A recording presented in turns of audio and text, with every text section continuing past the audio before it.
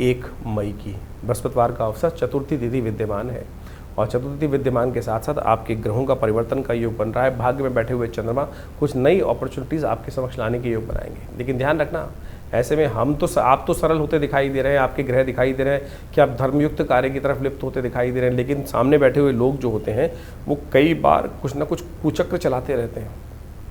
वैसे आपकी राशि के दृष्टिकोण से इस वक्त विजय के योग आपके अच्छे बने हुए हैं। लाख दुश्मन बुरा चाहे, लेकिन आपके लिए ग्रह ऐसे हैं कि जो बुरा चाहेगा का काम करेगा, उसके लिए ही बुरा होने के योग दिखाई देते हैं। तो आपको अपने चाल में मस्त होकर आगे चलने का प्रयास करना चाहिए। धर्म का रास्ता मत छोड़ना, बस इस बात का ध्यान रखते हुए कार्य करेंगे तो अच्छा रहेगा आपके लिए। भद्रा है इस दिन, ध्यान रखना, करीब 11:23 तक रहेगा। 11:23 तक यानी सुबह 11:30 बजे तक नए कार्यों में हाथ लेने से, नए प्रोजेक्टों में हाथ डालने से बचें। उसके बाद उनमें कार्य करेंगे तो अच्छा रहेगा आपके लिए।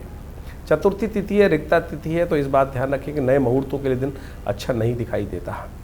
2 तारीख की बात कर लेते हैं। शुक्रवार का अवसर है, पंचमी तिथि विद्यमान है और ग्रह नक्षत्रों के दृष्टिकोण से भाग्य कई मामलों में आपका साथ देता दिखाई देगा।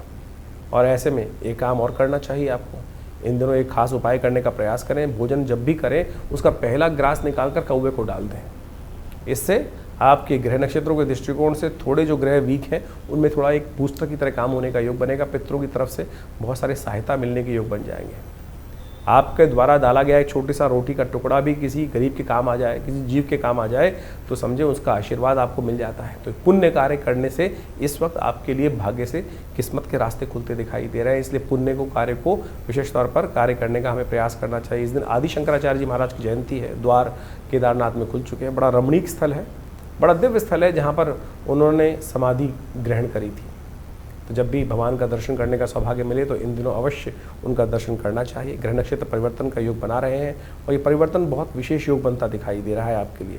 3 तारीख के दिन शनिवार का अवसर, षष्ठी तिथि है और ये तिथि बहुत विशेष है। इस दिन ग्रह नक्षत्रों के दृष्टिकोण से सुबह सुबह चंद्रमा परिवर्तन की तरफ जा रहे हैं, जो आपके कर्म भाव में स्वग्रही होकर बैठ जाएंगे और आपके कार्यों में बहुत सफलता देने के योग बनाते दिखाई देंगे। लेकिन इस दिन एक और बड़ा परिवर्तन होता दिखाई दे रहा है। यम ग्रह, मृत्यु के देवता प्लूटो जो है, मृत्यु के जो ग्रह प्लूटो माना जाता है, जिनको बहुत सारे आधुनिक विज्ञान के दृष्टिकोण से पहले वो ग्रह मानते थे, उसके बाद कहते हैं कि वो ग्रहों से श्रृंखला से बाहर हो गए, लोप हो गए हैं, लेकिन उनका प्रभाव बड़ा विचित्र है।